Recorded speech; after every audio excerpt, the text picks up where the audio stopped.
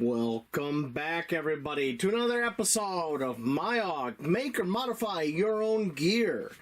So, recently we had the world's longest garage sale here in Michigan again, which runs along the length of US 12, or Michigan Ave. And I hit a few places on it, and there was a guy, he had a table, and it was all old tools and such. And I hung around for a minute chit-chatting with the guy, and I seen this can of files on the table. And I asked him, how much for the files. I was thinking, he's going to say $1 each or something like that. And he kind of looked at me and he said, I'll tell you what, give me $1 and you can take the whole can. So, money exchanged hands and I came home happy. And as I was digging through here, I found two interesting things. First thing is this. It looked like somebody had ground down a file like they were going to make a knife. And I can tell it's a file because this side here is ridged. You see that? And I said, well, I wonder if it's still got a temper to it. So, chert. I'm throwing sparks. Well, we can make a striker out of that. And I found this. I'm not sure what this used to be, but it looks like it was quenched at one time. So, we're going to see. And I'm throwing sparks. So, I have some material to make some strikers out of for primitive fire kits. Let's get back in the workshop and get it done. We're out in the workshop. We're here at our vise. We have our file marked where we want to cut it. And to cut it, we're using this angle grinder with a cutoff wheel. Now, please wear safety glasses and ear pro. I also have a can of water here in case this gets too hot to dunk it in. I shouldn't need it, but it is there. So, want to secure our piece in the vise. Right here's where we're cutting it. Let me put my hearing protection in, and let's do this.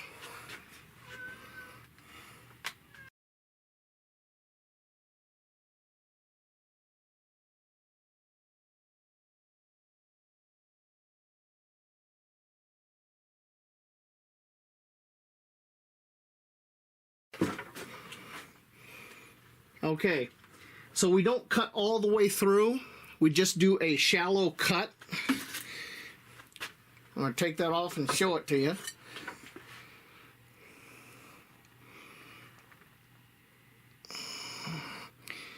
So, it's not quite halfway through the cut. And put some water on that. You can see I got a little bit of steam there.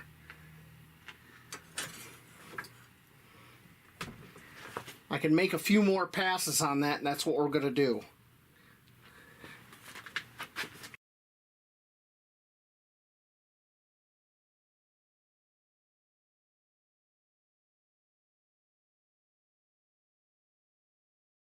So now we just put it back in the vise near one of these cuts. Take a mallet. I should be able to break it right there. Get this down as close as I can to that. And it broke right off.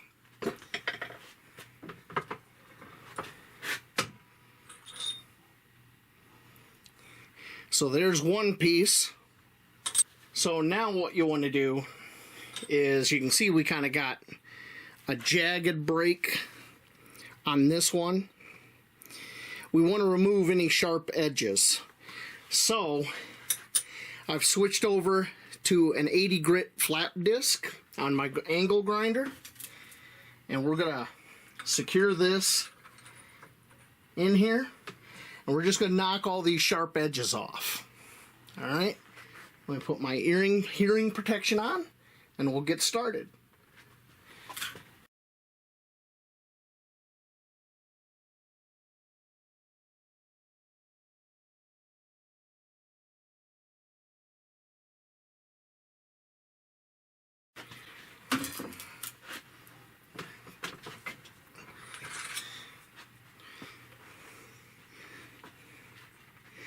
All right, so now when we look at this, let me turn this light on here.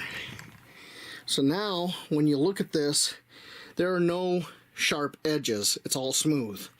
So this striker is ready for use. Now you can, since somebody's already ground this down flat, I could grind this down flat, get rid of all the rust. I'm probably just going to take some hand sandpaper to it and clean it up. But that striker is ready to use. Let me clean up the rest of these, and we'll go outside and try them out. Alright, we're outside. I got some char cloth here, and I got this nice piece of quartz I found. We got our homemade striker. We'll go see if we can get this to take a spark.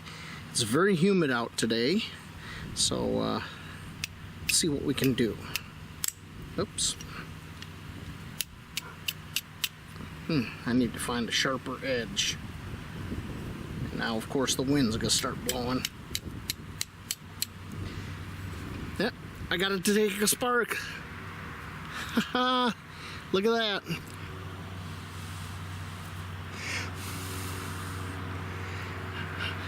Homemade striker works. That works really well.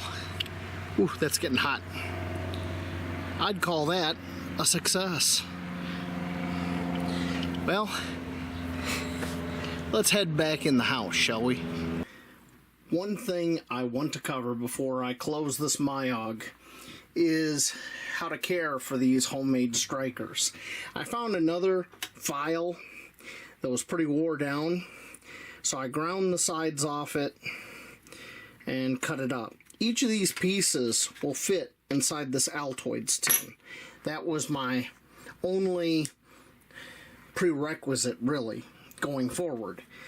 Now, if you take a little bit of mineral oil, this is the one we just used outside, just a little bit. Actually, I put too much on there. But I'm going to rub this down with mineral oil on all the surfaces. This will keep it from rusting. Okay, I'm going to do that with just what's on my fingers to all these pieces. A good coating of mineral oil. This will preserve them, keep them from rusting. Here in Michigan, we just had a bunch of rain. Now, what's really nice about this still has the filing marks in it, and that mineral oil will be trapped in between that filing, and it gives you a good grip, a good purchase.